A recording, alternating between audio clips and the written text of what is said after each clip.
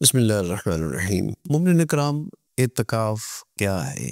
ہم اکثر ہمارے گھروں میں کوئی سائل آتا ہے سوال لے کر، ہمارا یہ مسئلہ ہے، تو وہ کیا کرتا ہے؟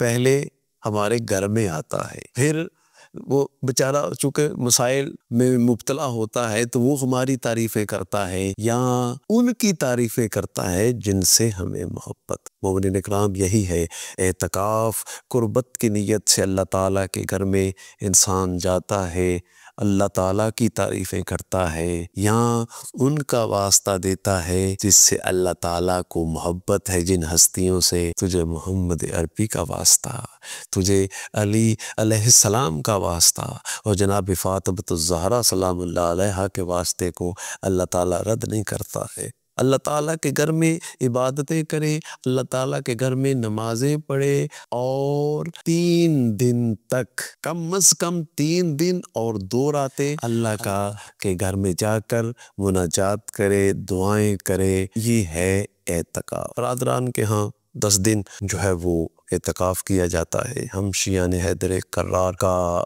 عام طور پر یہ ہوتا ہے کہ 26 اور 27 رمضان المبارک کی رات کو ہی مومنین مساجد میں اعتکاف کی نیت سے چلے جاتے ہیں۔ ہمارے ہاں ویسے 3 دن ہے، آپ جیسے اس کو مرضی، زیادہ سے زیادہ آپ جتنا دن مرضی اعتکاف کو بڑھا سکتے ہیں، لیکن کم از کم چونکہ 3 دن ہوتا ہے تو اس لیے ہمارے ہاں عام طور پر 26 اور 27 رمضان المبارک کی رات کو ہی مغربین کے بعد چلے جاتے ہیں۔ لیکن توجہ کیجیے گا، یہ اعتکاف شروع ہوگا 27 رمضان المبارک صبح اذان فجر سے، نیت آپ کی اذان فجر سے ہوگی، اور پھر 27 کا دن گزر گیا، 28 کی رات اور دن، اور پھر 29 کی رات اور دن، اور جب 29 اور 30 رمضان المبارک، کہ میں آپ کو جو ہمارے ہاں عام طور پہ ہماری مساجد میں ہوتا ہے، 29 اور 30 رمضان المبارک کی رات نماز مغربین پر یہ آپ کا اعتکاف، چونکہ 2 راتیں اور 3 دن مکمل ہو گئے، آپ کا اعتکاف ختم ہو گیا۔ تو کوشش کرنی چاہیے کہ جامع مسجد میں اعتکاف ہو، کیونکہ وہ مسجد جہاں جمعہ نہیں ہوتا ہے وہاں رجاء قبلہ آیت اللہ سید سیستانی صاحب جو ہے، ان کا فتاویٰ کے مطابق آپ کو بتا رہا ہوں کہ جامع مسجد کے علاوہ رجاء مطلوبیت کی نیت سے بیٹھا جا سکتا ہے کہ یقیناً اللہ تعالیٰ کی ذات اس کا ثواب اجر عطا فرمائے گی، لیکن جامع مسجد میں اعتکاف میں بیٹھا جائے۔ اور اعتکاف میں وہی میں نے جیسے عرض کیا کہ یہ بحث مباحثہ، ایسی گفتگو جیسے ہم باہر کرتے ہیں، ہمیں باہر گھروں میں، دفاتر میں، مساجد میں، جہاں بھی ہم بیٹھے ہیں، ہمیں کوشش کرنی چاہیے گفتگو حوصلے استقامت سے، صبر سے گفتگو کریں، آپ اسے باہر نہ نکل جائیں۔ یعنی اس حد تک سیاست ہو،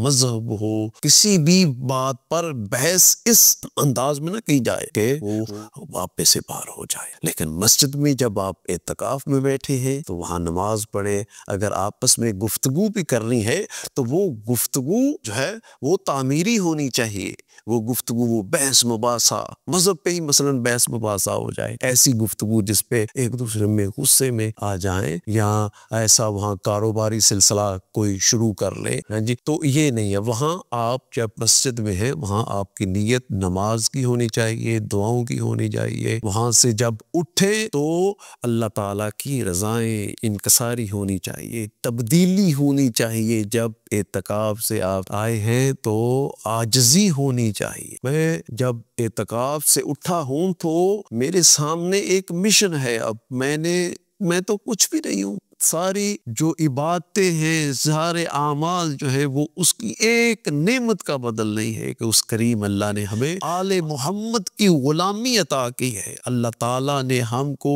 جو یہ دروازہ محمد و آل محمد کا، مولا علی علیہ السلام کی ولایت کا جو دروازہ، ایک نعمت ہے یہ بھی جو اللہ تعالیٰ نے ہمیں عطا کی ہے، ہم اس کا شکر ادا نہیں کر سکتے، تو پھر یہ سارا کچھ جو بھی ہم نے کیا ہے یہ کچھ بھی نہیں ہے۔ ہمارے سامنے مشن ہے، اور مشن ہے محمد و آل محمد کی سیرت طیبہ، اور ان کی سیرت طیبہ یہ ہے کہ انسان میں عاجزی ہونی چاہیے. میں کچھ بھی نہیں ہوں، میرے سامنے مشن ہے اور میں نے اس مشن کو پورا کرنا ہے. اور وہ مشن کیا ہے؟ وہ مشن ہے کہ اپنی زندگی میں نے محمد والے محمد کی سیرت طیبہ میں گزارنی ہے. اور محمد والے محمد کی سیرت طیبہ کیا ہے؟ کہ اس دین کے لیے اپنی جان قربان کرنی پڑ جائے. کربلا کے میدان میں مولا امام حسین علیہ السلام نے اپنی جانیں قربان کر دی. ہاں، کربلا میں امام حسین علیہ السلام نے